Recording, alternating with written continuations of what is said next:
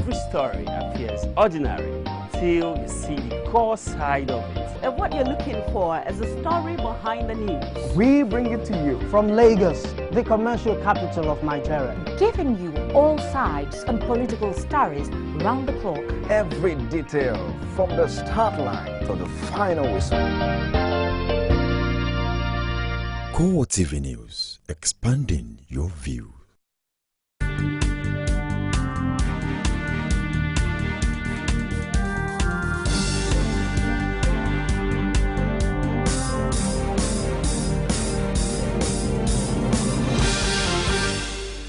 A very good evening to you and welcome to CoreTV Primetime News. I am Nena Nyama. In our major news tonight, President Muhammadu Buhari is insisting that not all ministers will be assigned portfolios in the cabinet.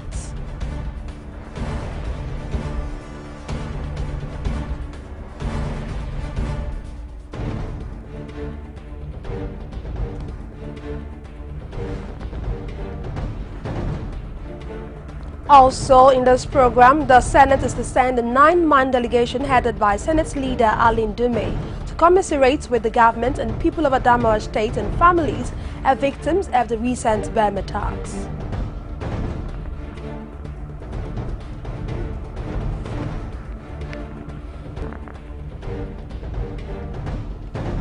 And the Federal High Court sitting in Abuja has granted the request of former National Security Advisor Sambo Dasuki to travel abroad for medical attention.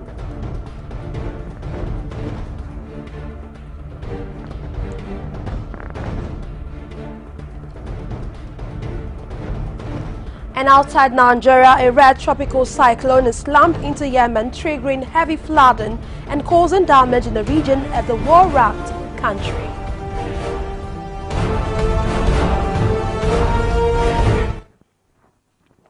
Thank you so much for joining me tonight. I am Nena Nyama. President Muhammadu Buhari is insisting that not all ministers will be assigned portfolios in the cabinet. The president spoke when Senate President Saraki formally presented the names of ministers designated to him at the presidential villa. He maintained that economic realities forced him to prune down the number of ministries, even though the constitution stipulates 36 ministers representing each state of the federation in the cabinet. Our State House correspondent Abiola Oluwole now reports. After weeks of intense screening of ministerial nominees by the Senate, Senate President Bukola Saraki has formally submitted the reports of the screening to President Muhammadu Buhari. After receiving the reports from the Senate President, President Buhari says the current economic realities in the country will not allow him to have 36 substantive ministers. The Constitution certainly said there must be one member of the cabinet from all the states. The Constitution didn't say I must have 36 ministries. So I will exploit that detail because of the economic imperative to have less ministers, substantial ministers, let me put it that way, than whatever somebody speculated in some of today's papers. He also denies insinuations that his comments about the state of the economy is not encouraging foreign investors. The economy, as I have seen it now, since my sitting here for the last 4 months, is that we are so much bettered. Although some people are saying I'm giving bad publicity, I'm scaring away investors.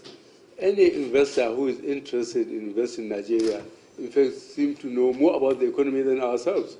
So when I come and tell the truth about the position of the economy of the country, I'm going out looking for investors, but I'm confirming to them that we are truthful. We'll tell them the truth, that we need them to come to help us help ourselves by getting in industries, manufacturing, employment, goods and services. They know our needs. But because we have human and material resources, I believe eventually they will come around and help us. For his part, Senator Saraki supports the president's position on not having 36 substantive ministers. Honestly, I think we need to move away from the small issues and begin to focus on the major issues. I think where the country presently now, we're at a very trying time, no doubt about it. We have the challenge in the Northeast. We have the challenge in the issue of revenue. We have the challenge in the issue of trying to boost the economy and create jobs. We have some of these issues that we really need to address, and I think that it is time for us those are some of the things we looked at as a Senate, that it's time for us to give support in moving the country forward.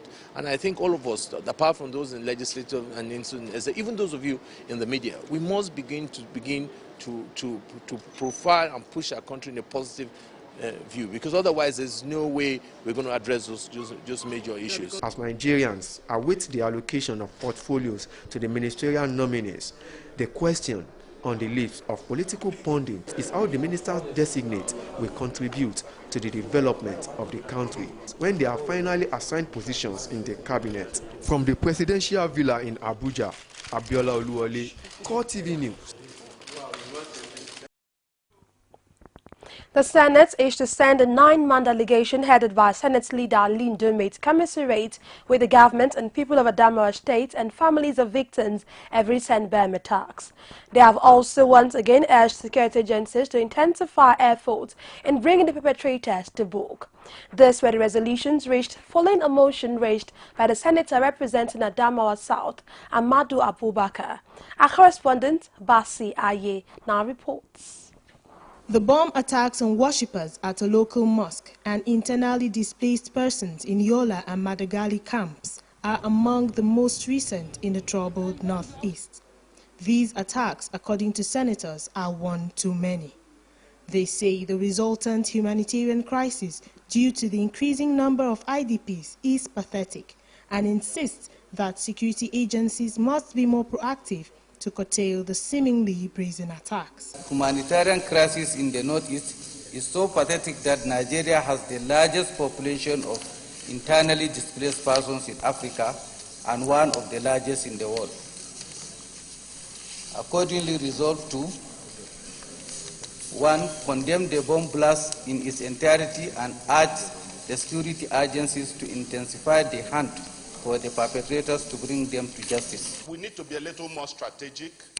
I call especially the Directorate of Security Services, who should ensure that these operations of the insurgents should be nipped or are nipped from the board, because it is important that we get informations.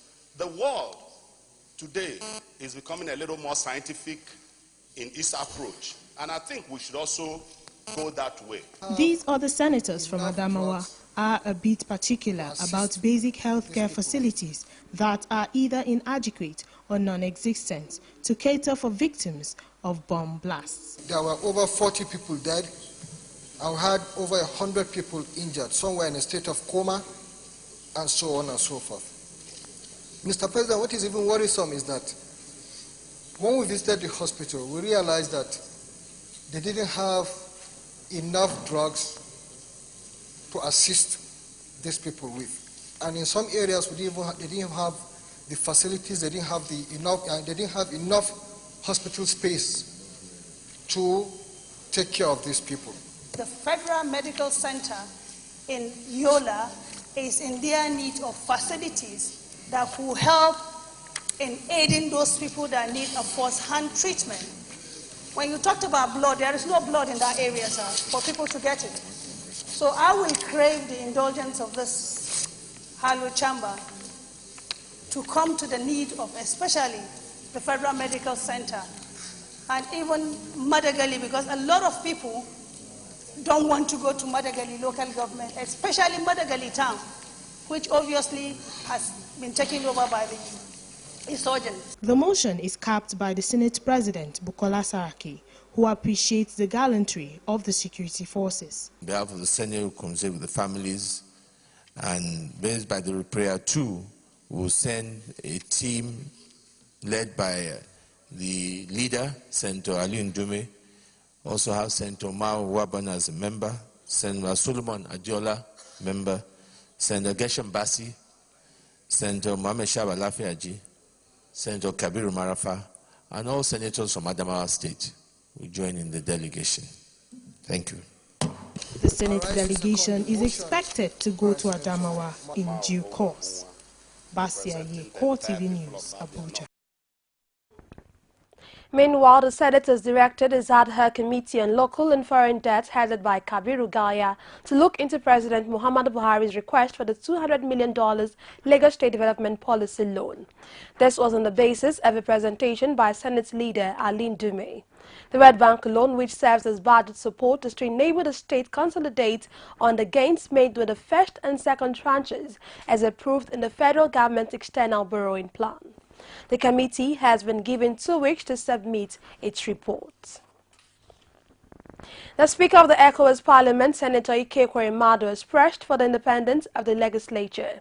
This, he says, is because the seat of presiding officers of most African parliaments is precarious and endangered. Ekweremadu was speaking on Monday evening at the opening of the 15th Commonwealth Speakers and Presiding Officers Conference holding in Accra, Ghana. Senator Ekweremadu, who also doubles as the Deputy President of the Nigerian Senate, observed that although the onus lies on the presiding officers to provide the requisite leadership to engender more vibrant and effective legislatures on the continent, the seats of the presiding officers are often precarious and endangered. He noted that the same presiding officers have powerful external forces and influences to contend with, including executive excesses and interference by overbearing party leaderships, as well as internal parliamentary politics that sometimes result in removal of presiding officers. A federal high court sitting in Abuja has granted the request of former National Security Advisor Sambo Dasuki to travel abroad for medical attention. The trial judge, Justice Adeniyi Ademola, in a ruling ordered the court registrar to release Dasuki's passport to enable him travel abroad. Justice Ademola, who had earlier granted a former NSA bail on self-recognition, also varied the conditions to include a surety who will undertake to produce him on the next adjourned date. Judicial correspondent Basil Okafo reports. Dasuki appeared in court on Tuesday, accompanied by his lawyers, family and associates. They are here to hear the court ruling on whether the former NSA will be allowed to travel to attend to his health challenges. Finally, Justice Adeniyi Ademola, in a ruling, granted Dasuki a period of 3 weeks within which to take care of his health condition abroad. In the ruling, which lasted over an hour, the judge said it was the right of every Nigerian to choose where to seek medical attention. Justice Ademola, however, dismissed claims by the prosecution that the 3 weeks period granted the accused will delay the trial. It's a very pleasant ruling, and anything otherwise will have been most unexpected, because for you to stand trial, you must be in a good state of health. It's not as if he's been allowed to go away, and he's presumed innocent. If a dead man cannot face trial, because once your health is not well managed and you are gone, then of what use? So the application is also in the best interest of the complainant to enable the accused person to withstand this trial. The judge, however, ordered the former NSA to return his travel documents to the court within 72 hours of arrival from his medical trip. The trial has been adjourned till November 26 and 27. Basil Okafo, CoreTV News, Abuja. A federal high court in Abuja has adjourned the trial of a former head of service, Stephen Orosaye, of an alleged 2 billion naira fraud to November 25, 2015. The adjournment follows the amendment of the 24-count charge earlier preferred against Orosaye by the Economic and Financial Crimes Commission, EFCC. The amended charge contains 35 counts bordering on stealing and obtaining money by false pretense. EFCC explained that further investigation into the fraud necessitated a need to amend the 24-count charge initially brought against the former head of service on July 13, 2015, over several biometric contract awards during his tenure. The Economic and Financial Crimes Commission (EFCC) has declared the former Pension Reform Task Team's chairman, Abdul Rashid Maina, wanted. In a statement, EFCC's head of media and publicity, Wilson Nwajeren, disclosed that Maina is wanted for his alleged role in the fraudulent biometric contract through which he and former head of service, Steve Oronsaye, and two others allegedly mismanaged over 2 billion naira of pension funds. The statement further disclosed that Maina has been at large and has shunned court proceedings since July 21, 2015, when he was charged alongside Oronsaye, Osare Kwe Afe, and Frederick Hamilton at VG Global Services before a federal high court on a 24-count charge brought with a procurement fraud and obtaining by false pretense. As countdown to governorship election in Bayelsa State continues, Governor of Sokoto State, Aminu Tambuwal, has discountenanced fears that All Progressive Congress may lose because it is the home state of former President Goodluck Jonathan. Tambuwal, who spoke on the sidelines of an APC caucus meeting in Abuja, insisted that every factor that could militate against the party's victory has been put in perspective. He also denied reports of a factionalized APC in the state, adding that all party members are working together in the states. The party who has founded the members of the party in Bayelsa are working together to see the gladiators who are virtually all around for the inauguration of the campaign council. And it's work in progress. We shall ensure that we'll bring everybody on board for the party to win this election. And this is a home state of former President Goodluck Jonathan. How do you think it's possible? We have taken all the factors into consideration, and the signs are really very clear that by the grace of God, APC is going to decisively win this election. We'll go for a break now, return with more stories. Just stay with us. It's a new dawn in Nigeria, and the mantra is change. The wind of change is blowing all over Nigeria and beckons to you. One sure way to respond is to perform your civic duty, pay your tax. With taxes, government generates revenue to fulfill its electoral promises, ensure regular power supply, provide good security, standard education, medical care, true total change. Individuals and corporations enjoy specific benefits, rights and privileges for paying taxes and avoid the consequences and penalties of not paying. Oil revenue is no longer sufficient to bring desired change, but your tax can. It pays to pay your tax. A message from the Federal Inland Revenue Service.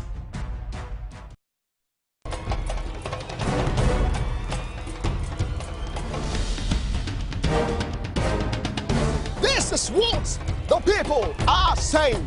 You don't run a big economy with generator. They need to do more in terms of energy and power. Many things to do for this Nigeria about lights, water and new TT. For Nigerians that are not gullible, we know that good laws have done nothing good for this country. Buhari won the election convincingly. Talk to our husband that you should keep promise about what you said, and because people are watching you, you know, another election is coming. Also, some people will stand for Yoruba land, will be strong man, we don't die. This nation is moving forward. The best is going to take place. The people giving voice to the voiceless.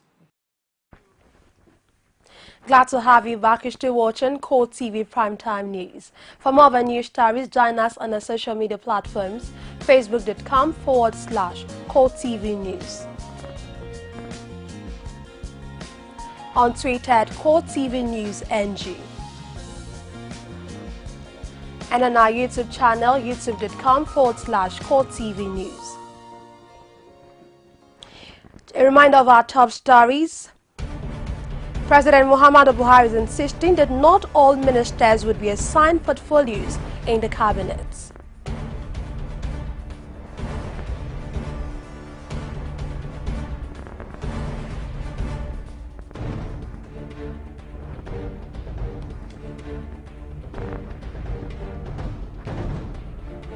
Also in this program, the Senate is to send a 9-man delegation headed by Senate leader Alim Dume to commiserate with the government and people of Adamawa State and families of victims of recent bomb attacks.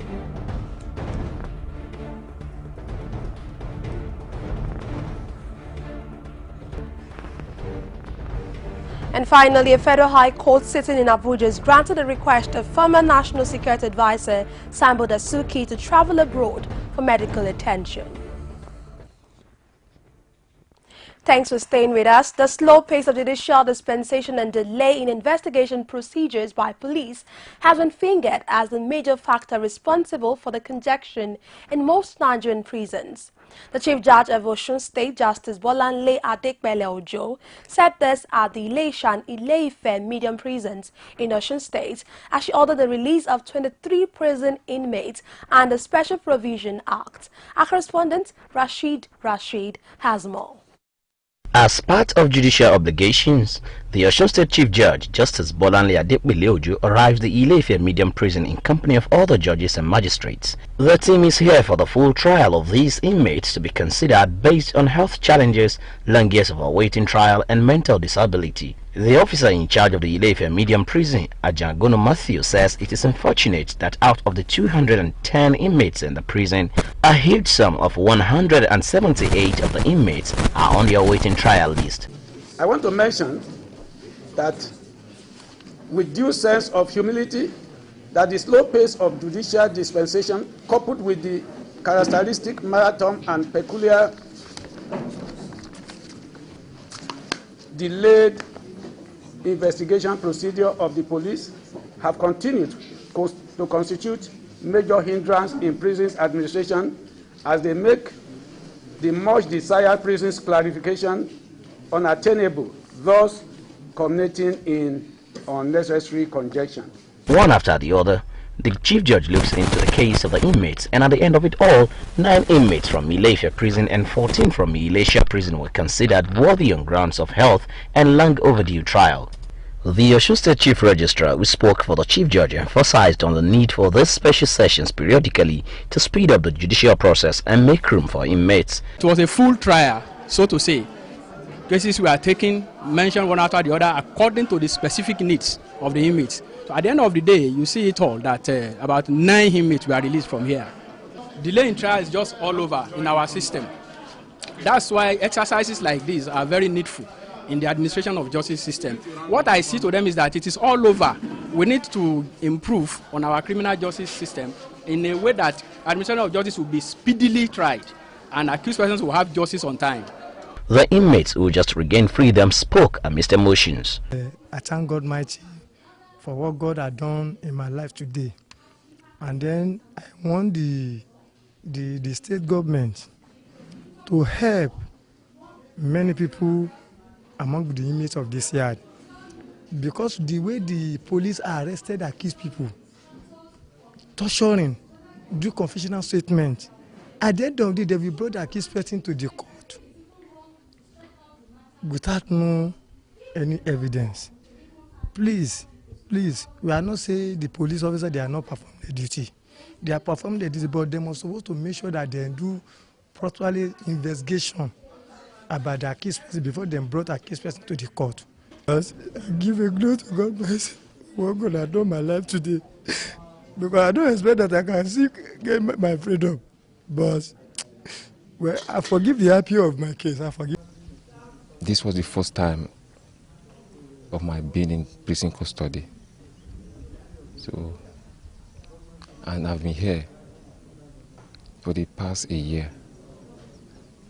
So I thank God that that I'm released today. In the experience here, I learned that I have to be patient. I have to be patient in all my attempts, in whatever I respond to. As these inmates prepare to leave for their homes, some hopeful of what lies ahead of them in the larger society, these other inmates only hope and pray that very soon their cases will also be given quick accent to regain their freedom. Rashid, CoreTV News, Ile-Ife. Away from that, the Economic and Financial Crimes Commission, EFCC, has secured a conviction of one Nura Musa for dealing in counterfeit currency. 30-year-old convict was arraigned before Justice Umar of Federal High Court sitting in Bauchi on July 10, 2014 on the two-count charge bordering on conspiracy and currency counterfeiting. He was arrested by officers of the Department of State Services at Jahun quarters in Bauchi State while trying to purchase sachets of Benvita from a provision store with a fake 1,000 naira note. The convict was thereafter handed to the EFCC for further investigation. The police authorities have warned workers in Kogi State against blocking highways as part of their plans to protest against the state government. In a statement issued in Abuja, police spokesperson Olabisi Kolawole said police operatives would not tolerate plans to restrict movement in and out of the state. It wants the workers to restrict themselves to legal and labor procedures of exercising their rights without causing major traffic and security threats. The police added that its operatives are prepared to deal with any individual or group attempting to threaten security or public peace under the guise of protest. The Ekiti State chapter of the People's Democratic Party, PDP, has been dragged to court over rent arrears in the Secretariat. The owner of the building, Rokbo Adesoya, accused the PDP of failure to pay its rent, issuance of DUD check, and snubbing a quit notice letter served on the party. While Rokbo Adesoya praised the court to effect the quit notice, the PDP says the eviction notice was not properly served. And then, our correspondent Rashid reports from the Ekiti State High Court premises in Ado-Ekiti. This is the building housing the Ekiti State PDP Secretariat, situated along Gajilosun Road in Ado-Ekiti. The building is owned by former chairman of the party, Rokbo Adesoya, now in All Progressives Congress. It may be business as usual before, but now that allegiance has changed, Rokbo Adesoya drags the PDP to court for failure to pay rent arrears of 1.5 million naira, issuance of failed check, and ignoring eviction notice. I give my own accommodation to another opposition party, they can destroy it. And that is why I now run to magistrate court that they should help me to vacate them and also make sure they pay my money. When they gave them the notice of vacation to leave the place, they gave me a check of 1.5 million. That was around May, and when I paid the money got back. The check was a dot check. The PDP, though, admitted owing Rokbo Adesoya and receipt of the eviction notice, but frowns at the court case instituted by its landlord. We are not refusing to give out the property, neither do we have intention to owe him any money. What actually happened is that the man brought his letter to us just so recently, and in the letter he was saying that he should give me time to study the event. And unfortunately for him, he went to court. I don't see any justification for going to court at this point in time. The defense counsel, however, raised objection in court, saying the eviction notice was not properly served. The notice served was served on a wrong person. If they have admitted that PDP is a corporate entity, it is supposed to be served on the secretary of the party and not the person they served. The matter has been adjourned till the 9th of November 2015. Rashid, CoreTV News, Ado-Ekiti. Away from that, basic infrastructural facilities are part of the necessity of life, and for a country to function better, the necessary services and facilities such as roads, bridges, electricity, hospitals, schools and others are to be in good condition to sustain the economy. In Nigeria, despite economic growth over the years, there is a challenge of infrastructural development. Our correspondent Netui Labari has details of their story. Lack of basic infrastructural facilities are some of the challenges affecting the growth and development of any nation. This has continued to generate reactions from political pundits. An environmental and property lawyer says the rate of building collapsing in Lagos is due to the inferior materials used by contractors and the government not having enough time to monitor building engineers. It's a sign of the times, you see. The contractors, they don't comply with the regulations, with the measurements, with the bill of quantities as approved. And those that are supposed to supervise all these buildings, especially the multi-story buildings, they are not there. When they come, you know, Nigeria is a very corrupt nation at all levels. And I wish the present I wish the president well in this battle of corruption, because it has really eaten deep into the fabric of the society. For his part, this economist believes government should provide adequate security in urban areas to aid local production of food, goods, and also accessible roads for farmers to transport their crops to the city. Infrastructure development also includes rural electrification, especially give them enough power to be able to do small businesses in the rural areas. It also includes rural roads to open up. Do you know, many of our farmers, when they produce, because the road is bad, they cannot get their goods to towns, the goods will spoil there. They work very hard to have good harvest. All those things, you know, many of these things that you produce from the farm, they will spoil very quickly if you cannot get them to another place where they will go and turn them into some other thing. These analysts share possible solutions. It is the government that should supervise. It's nobody, no other person's government. You know, I'm no other person's business, but the issue of the supervising authorities. And the supervising authority is that authority that issued building approvals to erect those buildings.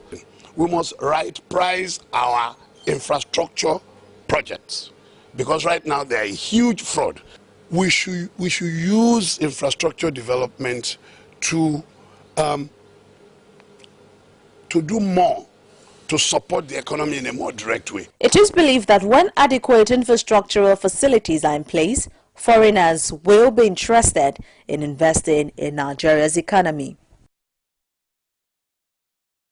We'll take another break now, return with more stories in business, foreign and sports. To stay with us.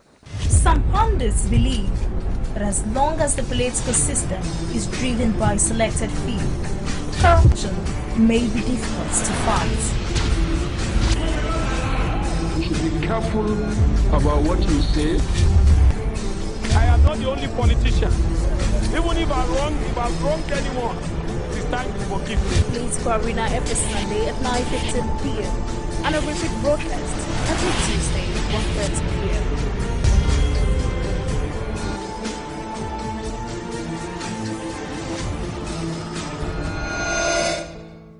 You can now watch CoreTV News live from anywhere in the world on our website www.coretvnews.com. Click on Live TV on our website and watch us live. And welcome to CoreTV Primetime Days. To follow us on Twitter, click on Twitter icon on our website.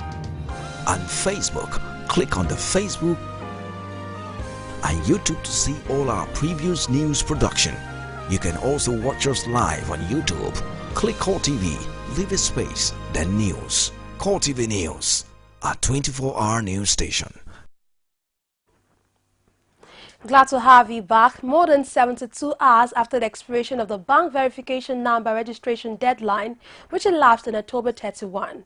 Some Nigerians have continued to react over the Central Bank of Nigeria's decision not to extend the deadline. If they don't do it, that's their own problem. It's them that do not have access to their money. That's their problem. They've given them enough time. This is the second time or the third time the CBN are postponing it. I think they've given them enough time to do it. I don't think there should be any, after this one, there shouldn't be any, there should be no extension again. Ordinarily, they're supposed to, I have address with them, all the details I have with them. They're supposed to come to my place and reason with me. All of us, we have accounts in Nigeria. Okay, for instance, now I'm not domiciled here. I'm staying at this place. What is it, Togo? How do you want me to perfect the BVN? Except create a nice way, a situation where it will be easy for bank and customers to get it perfected, BVN. But for some others, the Central Bank of Nigeria's non-refusal to extend the deadline is quite worrisome for their financial transactions. It should be an ongoing exercise. It should not be closed. People can easily walk into a bank and continue to do it, and they should improve on it. It's a welcome idea, but the banks or the CBN should improve on it. Many people are still out. Even for me, I have not done it. So if they give us, I just said, whatever is going, maybe they want us to come and re-register again. I mean, reopen an account because we have not registered. Whatever the repercussion is, we'll go. But since I didn't have the time, I could not kill myself. There should be a way of doing it without going to queue in the bank through the facilitation of technology. Rights group Amnesty International has faulted claims by Shell Oil of a clean-up of oil spill sites in the Niger Delta. It also accused Nosdra, a government agency, of doing a shoulder jab of supervising the process. The organization said in a report that its investigation of the alleged cleanups showed gross environmental contamination of even sites said to have been cleaned. Amnesty urged Nosdra to consider hiring qualified professionals to do the supervision rather than give false certifications. The group wants Shell to go back and clean up the areas while advising oil companies in the Niger Delta to match their words with action and demands for cleanup of oil spills in the region. International has been investigating a number of oil spill sites in the Niger Delta, in Ogoniland to be precise, and what we've found is that the sites are still contaminated with oil. When you go there, you can see and smell for yourselves the oil that is still present in the land and the waterways. What we've since found out is that Shell, the oil giant, claims to have cleaned up these same oil spill sites. That's why the subtitle of this report is that Shell has been making false claims about how it has cleaned up these places. So what we're calling for, what Amnesty International is calling for, is for Shell to go back to these places and clean them up once and for all. And we're also calling for the Nigerian government to keep a much closer eye on what Shell is doing, to hold this company to account, to make sure that Shell is doing what it says it does. The Consumer Protection Council (CPC) has issued a 7-day ultimatum to Volkswagen Nigeria to provide information on the status of its vehicles in relation to the emissions cheating software, which has reportedly affected 11 million cars worldwide. CPC, in a letter to the auto manufacturers dated October 26, 2015 and signed by its Director General, Dupe Atoki, said the council had been following its admission of the allegation that certain illegal defeat device software was installed in Volkswagen vehicles to cheat emission tests. The government agency noted that the resultant effect of this on the environment and quality of these cars is of great importance to it. CBC pointed out that Volkswagen has a huge market in Nigeria, with many customers who may currently be in possession of the affected models.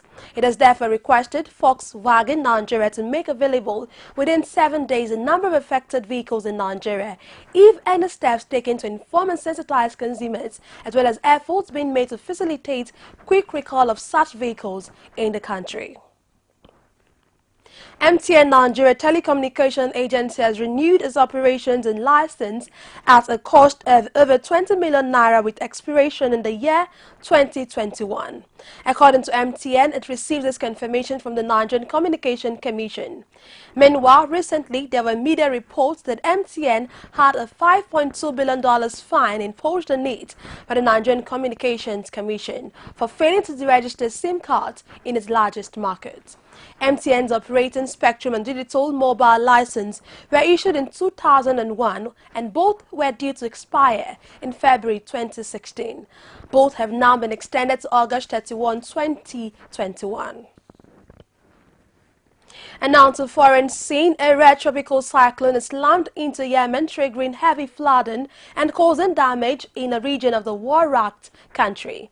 Minister of Fisheries Fad Kafane disclosed the cyclone Chapala, packing winds of more than 100 km per hour, made landfall in the southeastern provinces of Hadramawet and Chabor. The World Health Organization said it had delivered trauma kits for 1,000 patients in Mokala and is providing fuel for hospitals and ambulances. The storm earlier wreaked havoc on the island of Socotra, located 350 km off the Yemeni mainland, killing 3 people and injuring more than 200 persons. A U.S. infrared satellite has reportedly detected a heat flash at the time Russian passenger jets went down in Egypt's Sinai Peninsula. As investigation into the deadly plane crash continues, a U.S. official disclosed that the U.S. intelligence community believes that it could have been some kind of explosion on the plane itself, either a fuel tank or a bomb. The officials said the speculation that the plane was brought down by a missile is off the table. It will be recalled that the jet crashed on Saturday, killing all 224 passengers and crew on board. And now to Jerusalem, Israel has passed an amendment to the country's civil law establishing a minimum prison sentence of 3 years for people who throw rocks at Israeli troops, civilians or vehicles. The legislation, which was passed late on Monday night by a vote of 51-17, has a number of provisions, among them one that permits the government to strip those convicted of stone throwing of the state's benefits. The law also enables Israel to cancel national health insurance and other social programs for the parents of an imprisoned minor. Rights groups said this move will further entrench Israeli civil law in occupied East Jerusalem.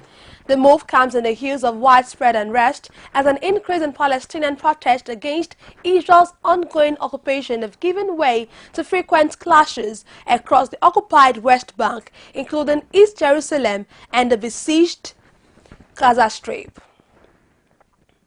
And finally, South African judges have held an appeal on whether athlete Oscar Pistorius should be convicted of murder instead of culpable homicide.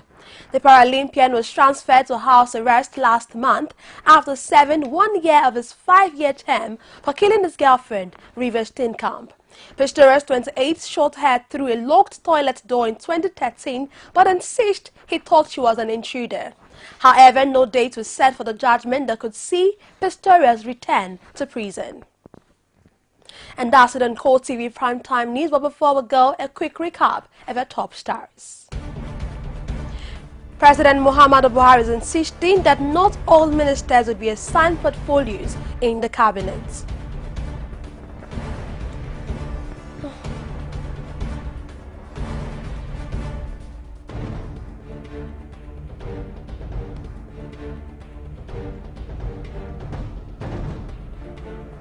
Also in this program, the Senate is to send a 9-man delegation headed by Senate leader Aline Dume to commiserate with the government and people of Adamawa State and families of victims of recent bomb attacks.